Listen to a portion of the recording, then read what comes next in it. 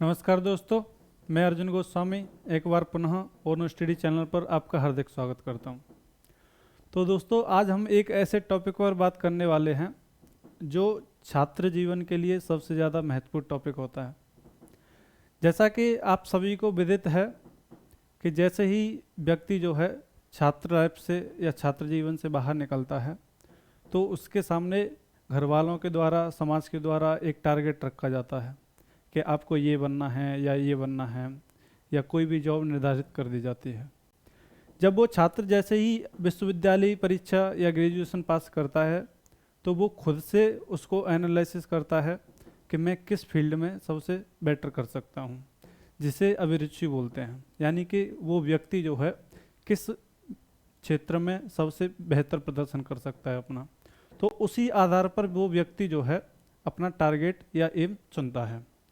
तो हमें जो है अपना टारगेट हमेशा वो चुनना चाहिए जिसमें हमारा जो है इंटरेस्ट हो या हम सबसे बेहतर कर सकते हो, न कि ये कि हम उसमें कोई बेहतर प्रदर्शन नहीं कर सकते और हम उस सेक्टर को चुन लें कि उसमें हम कुछ नहीं कर सकते। जैसे कि मान के चलते हैं किसी की अभिरुचि जो है, सकारात्मक अभिवृत्ति जो है किसी की आर्टिस्ट बनने में है, और लेकिन वो बन जाता है इंजीनियर। मान के चलते हैं वो इंजीनियर लाइफ में पड़ गया, लेकिन आपको पता है कि इंजीनियरिंग के लिए क्या चाहिए, तकनीकी ज्ञान की आवश्यकता होती है। तो वो व्यक्ति जो है इंजीनियरिंग में सफल नहीं हो सकता। मान के चलते हैं कि एक बार को वो सफल भी हो जाए, लेकिन वो व्यक्ति जो है आत्मिक रूप से संतुष्ट नहीं हो सकता।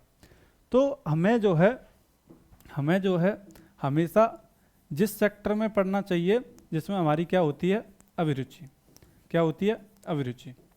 सबसे पहली चीज़ हमें ये देखनी चाहिए कि अभिरुचि और अभिवृत्ति, अभिरुचि और अभिवृत्ति ये दोनों जब मिलती है ना, अभिरुचि और अभिवृत्ति, तो सफलता क्या हो जाती है, आपके कदम चूमती है। सफलता क्या हो जाती है, आपके कदम चूमती है।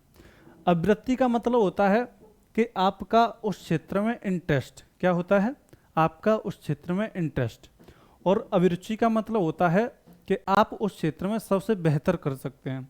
जब आपका इंटरेस्ट और उस क्षेत्र में आप बेहतर भी कर सकते हैं, जब दोनों चीज़ें मिल जाती हैं तो इसे बोलते हैं सफलता। क्या बोलते हैं? सफलता। तो सफलता का एक ही आयाम है, वो है जब आपकी अभिरुचि और अभिवृत्ति दोनों मिल जाती हैं तब आपको सफलता मिल जाती है। कंटिन्यूटी, जी बिल्कुल। कंटिन्यूटी तो सफलता के लिए एक बहुत महत्वपूर्ण आयाम है। क्या है? महत्वपूर्ण आयाम है, क्योंकि बिना कंटिन्यूटी के कुछ नहीं हो सकता। भले ही आप थोड़ा कम पढ़िए लेकिन कंटिन्यूस पढ़िए। क्या है? कंटिन्यूस पढ़िए। एक कवि हुआ करते थे, उन्होंने कहा भी था कि कुछ पढ़ के सो कुछ जग के सो, कुछ पढ़ के सो कुछ लिख के सो, जिस जगह जगह सवेरे उस जगह से बढ़ के सो। यानी कि उनका कहने का मतलब था कि ऐसा नहीं है कि तुमने आज जो है 18 घंटे मेहनत कर ली और आज के 10 दिन बाद पढ़ाई नहीं की क्योंकि एवरेज निकल आएगा। क्योंकि उन्होंने बोला है कि आज भी कुछ पढ़ो और कल भी कुछ पढ़ो, भले ही ज़्यादा मत पढ़ो लेकिन पढ़ो, पढ़ो ज़रूर। यानी कि ग्रोथ होती रहनी चाहिए आप में, और जैसे ही धीमे धीमे ग्रोथ बढ़ेगी तो आप जो है एक दिन अपनी मंजिल के करीब होंगे। यानी कि जैसे आपने देखा होगा बचपन में हमने वो कहानियाँ पढ़ी थी कि एक कौवा जो है वो प्यासा हुआ करता था और घड़े में नीचे पानी था, वो बर्तन उसमें वो डालता है कंकड़ धीरे धीरे और वो पानी ऊपर आ जाता है। तो वो कंटिन्यूटी बनी हुई थी, इसलिए वो पानी ऊपर आ गया। तो इसी वजह से कहा जाता है कि कंटिन्यूटी जो है सफलता का क्या है, एक महत्वपूर्ण आयाम है।